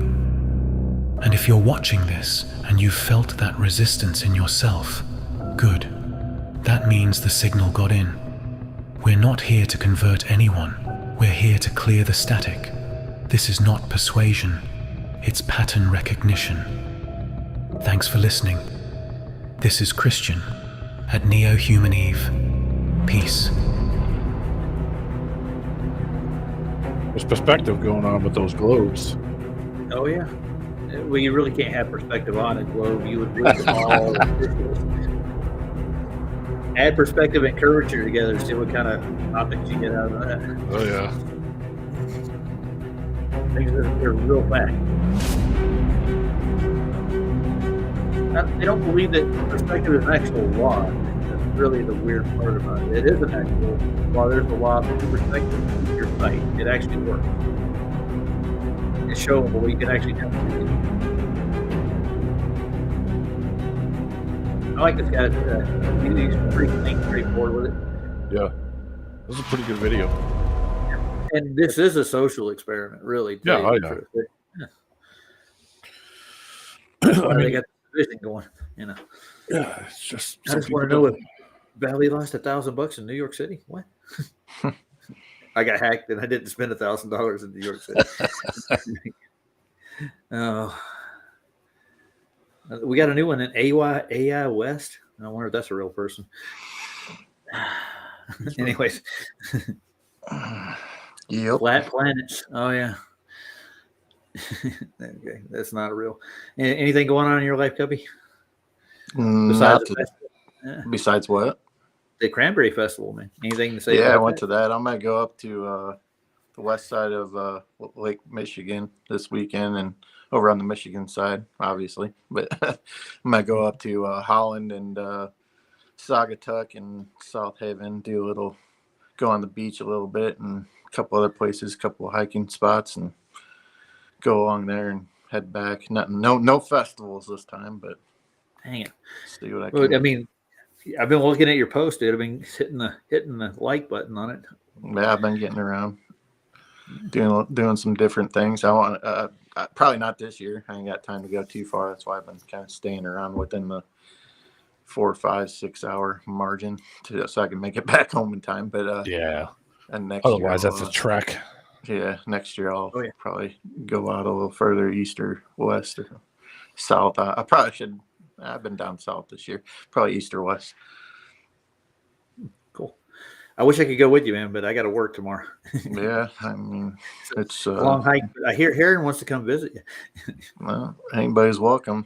I wouldn't go to Chicago, but you better come another 2.5 hours southwest. Don't dox yourself. Here's my address. What's that? No, I wasn't going to say my address on here. I was just saying that another 2.5 hours southwest. I don't care. I'm in the Quad Cities. If anybody wants to know, come find me. Come find him. I would like to visit with you. I wouldn't have any animosity towards you at all. Like just one dude do another. Like, how you doing, Cubby? Nice to meet you. Yeah, I'll hang out with anybody. Yeah, even Glovers. I've been up there. I was up there in the 1990s. My friend had an RV and we drove.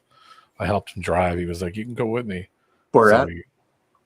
My friend, he went from Danvers, Massachusetts. He drove from Danvers, Massachusetts to Muskegon. Mm. And I was like, "Yeah, I'll take the ride." So we drove, we swapped back and forth and drove, stopped a few times, and did the drive out there. It was fun. We took the boat ferry over, ferry over, and then from that point, then I just dropped me off. I hung out for a day, and then I got on the bus and went home on the bus. Where is it in Holland? I think Holland. They got a ferry. It's the only crank ferry that they have left around. They crank it by hand. Yeah. Across the river there. But I might go on. I'm just trying to go around and do different weird shit, look at weird shit, just have some fun. Yeah, we went to Detroit a few times. We went to Gary, Indiana. Oh That was yeah, the I've been only. all over it. Yeah, Gary isn't as bad Oh. as it used to be. It's still a dump, but it Yeah. ain't nearly as We crime went to- ridden as it once was. I asked him about it. He said, "Come on, you want to take a ride?" This is a friend of mine that lives. He lives in it was, I think, White Pigeon. It's like the western Michigan little crap town. And he's like, I said, I've read stuff about it. You know, there's a real dumpster. And he was like, come on, you want to go take a ride? And I was like, oh my God. I was like, all right, just don't go into any crazy shit. You know, he's like, no, come on. So he took me to this dead mall that was literally sitting there for a while. And it's big signs on it to warn people not to go in the parking lot because of potential sinkholes and all kinds of crap. We drove around for a while, and I was just like, holy shit, this place. It looked like Detroit. It looked just as bad, burned out houses, and ripped down shit and abandoned stuff all over the place and trash everywhere. I was like, holy crap. Yeah, they're all dead now. I've seen people like going around the malls and like looking at like different like hidden compartments behind stores and stuff. I don't know if there's any, if they're just, you know, if it's true or not, but you know, they go in these like back rooms and stuff. And it's like, wow, you'd never know that if you didn't work there or something. Yeah. There used to be a guy on, I think it was Dan Bell. I think Dan Bell used to do those. He would find the like malls that were dying malls. He would go to all these malls all over the place and find them everywhere. And we had like 2 stores in them. You know, and every other place of it is empty. You know, like those are remnants of the '80s, guys. They don't there make was those one anymore. I was watching one the other day, right? And I don't know what the store was they went into. So this is what I'm talking about, back rooms. They went back to this one, and you could see it was like a changing room for like the employees, right? And on the other side, it was like a two-way mirror. It's like, why would you need this? You never know that because before, shoplifters, man, you know, for security purposes. What? Yeah. Security purposes, you know, Yeah, shoplifters and stuff. Has any of you guys been to Mount Vernon since you're up that way in Illinois? Yeah, I've been up to Mount Vernon before. In fact, I was just not too far from there actually. I spent a couple of years up there when I was a kid. I had friends that were up there. My parents had friends of the family. We stopped by and visit them every once in a while when we go cross country to stop and see them. It's a beautiful country, but yeah, it's nice up there. Yeah, I don't know what Google. I try not to, but you almost have to these days. But I use Google Maps on the way back. Dude, I'd never been through so many back roads in my life. You know, I came back a different way than I went up, but it was like taking me through every freaking twist and turn that I was like, I got to see a lot of new things, but it's like, that wasn't my intention, you know? I always used to do that whenever when I used to use the, if I was going real far and I say I was driving from here to like Philly or something, I'd be like, I'd get right on the major highway and just fucking gun it. Yeah, that's what I was trying to do. I was trying to get home faster, but yeah, Google had other plans, I guess. Sometimes like a detour, big time. It's like I didn't go more than like 2 or 3 miles before I was going to the next turn. And I came through literally Amish country through a bunch of it, but which is fine. You know, I like that area, but it's just that wasn't my intention coming home. We drove cars one day and the mirror started beeping. I could see a little light flashing in the mirror, like in the rearview mirror, like just barely see it, but because of the angle that I had the mirror, I could see a light flashing. I'm like, why the fuck is a light flashing? Well, we drove out to Western Massachusetts and we didn't take the Pike and go, the big super major crazy highway, I was going 90. And I was like, we stopped at one point, my friend, and I said to him, hey, come on, let's go take a ride. Let's not do the highway. I said, just follow me. And he was like, all right. So I went on the GPS because I had to use it. It's work. So I went on the GPS and I'm like, no highways. That's exactly what it did. It took me down every country bumpkin road. We probably extended the trip to go from, I think it was Springfield. I think we were right on the border, like hitting the bridge to go to New York City. And, we went, instead of going, just dead west and staying on the Pike and then going north up through Boston, which would, we would have blew 2 extra hours sitting in traffic.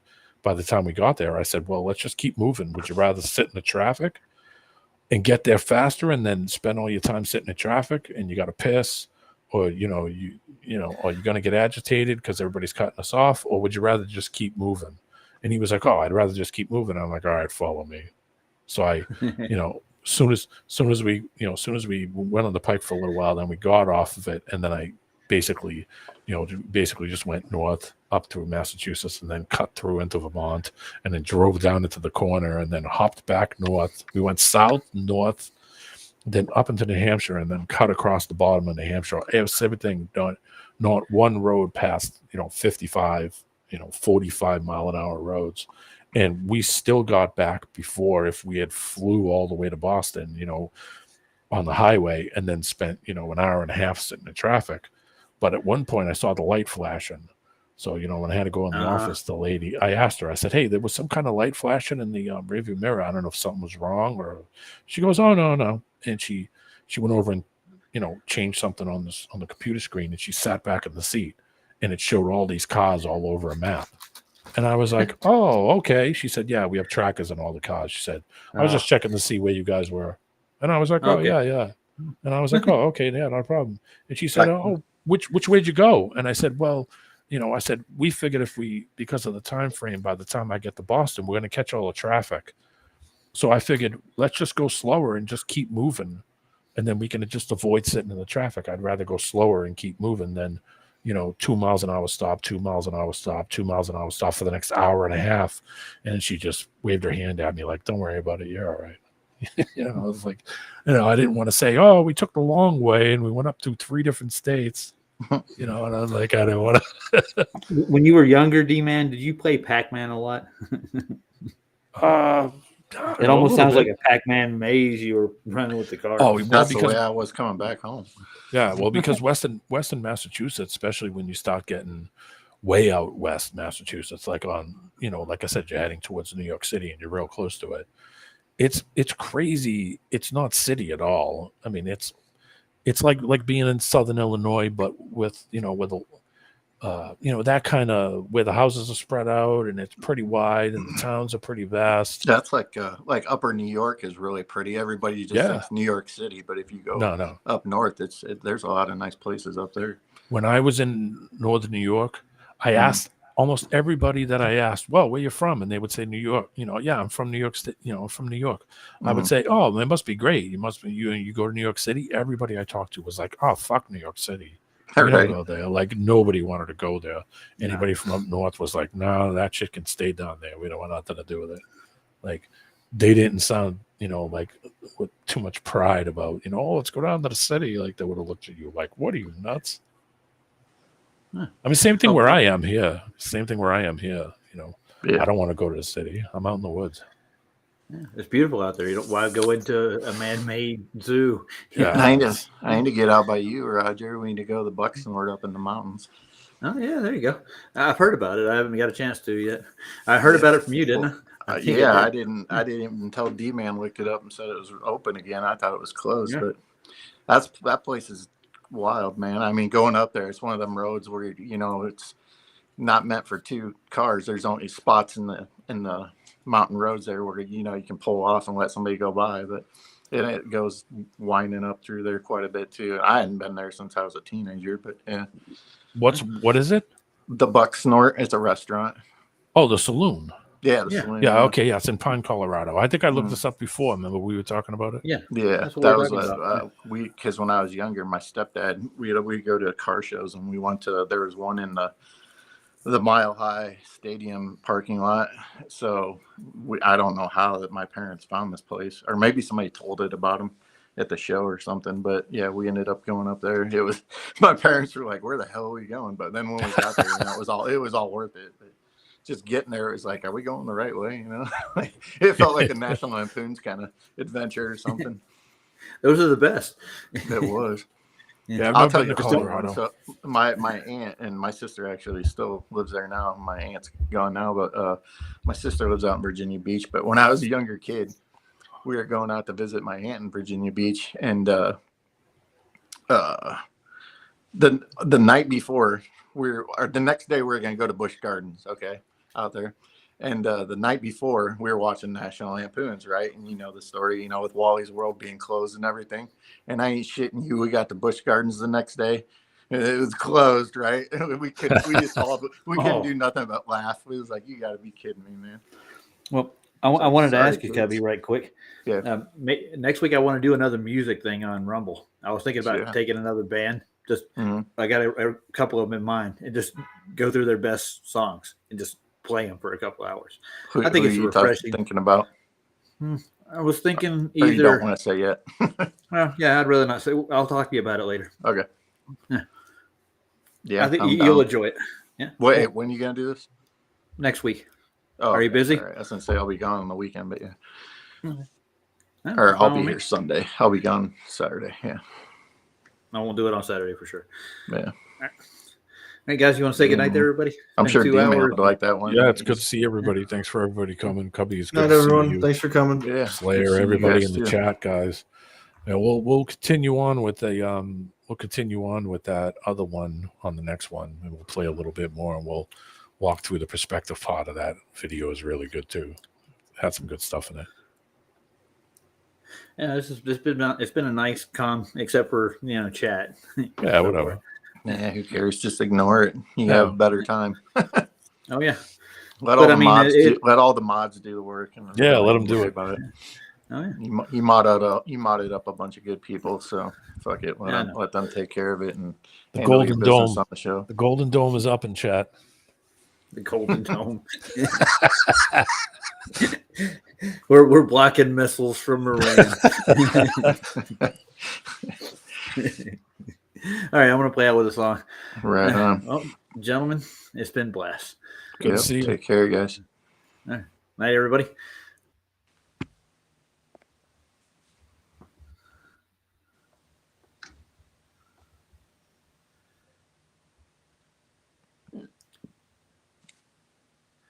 Don't mind my hiccups.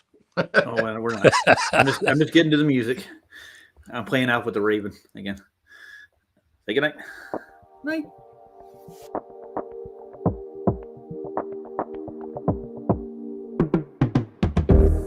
In the valley of the shadows, land of the scorpion, stung by the darkness, swimming in all the poison. I need some angel music, so damn hot down here. I need some angel music, so to wash away the fear. Come with some angel music, so damn hot down here. Yes, hey, Roger, real quick. I don't know if you do it very much, but you should make some more shorts, man. I think they would do well for you. Okay. I'm actually working on a shorts video right now. I'm gonna upload it here in like 5 minutes. Yeah, I think cool. I think that's kind of they've been doing well for people.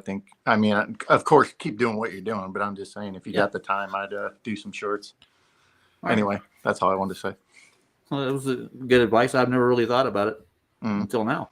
Yeah, you get way more views, dude. Every short I post gets like 1,000 views. Nice. Yeah, because everybody's trying to turn it off. That was a joke, man. They love your shorts. I need some angel music, so to wash away the fear. Holy, unseen, I plead, show me some mercy. Grandma, come on down here and sing your prayer with me. Cause I can shine like a raven if I get a little bit of sun. A little bit of light, just a little bit of sun. I can shine like a raven if I get a little bit of sun. With a little bit of light, I can shine like a raven. I can shine like a raven. I can shine like a raven. In the land of the shadows, the valley of the scorpion, stung by the darkness, swimming in all the poison. I need some angel music. I need some angel music. I want some angel music. The song to wash away the fear. Holy, unseen, I play. Show me some mercy. Grandpa, come on down here and sing your prayer with me. Cause I can shine like a raven with a little bit of sword, a little bit of light, just a little bit of sword. Black feather glisten, just a little bit of light, a little